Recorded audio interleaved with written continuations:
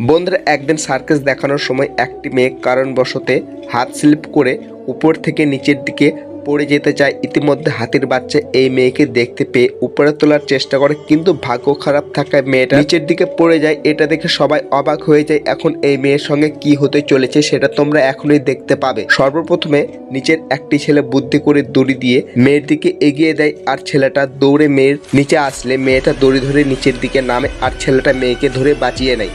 সবাই ভাবে মেয়েকে বাঁচিয়ে নিল, কিন্তু উপরের হাতির বাচ্চা মেয়েকে বাঁচাতে গিয়ে এখন সে নিজেই বিপদের মধ্যে পড়ে গেছে। হাতির পা স্লিপ করে নিচের দিকে পড়ে যেতে চাইলে কুস্তি করে উপরে ওঠার চেষ্টা করে, কিন্তু উঠতে পারছিল না। এটা দেখে দর্শকগুলো অবাক হয়ে যায়, আর হাতি নিজের জীবন বাঁচানোর জন্য চেষ্টা চালাতে থাকে। তখন হাতি নিচের দিকে পড়ে যায়। বন্ধুরা, এখন কি হলো হাতির সঙ্গে? হাতি যখন নিচের দিকে পড়ে সে নিজের দুটি ডানা বের করে উঠতে থাকে। এটা দেখে দর্শকগুলো খুব মজা পায়। আসলে এই হাতিটি ছিল উড়ন্ত হাতি।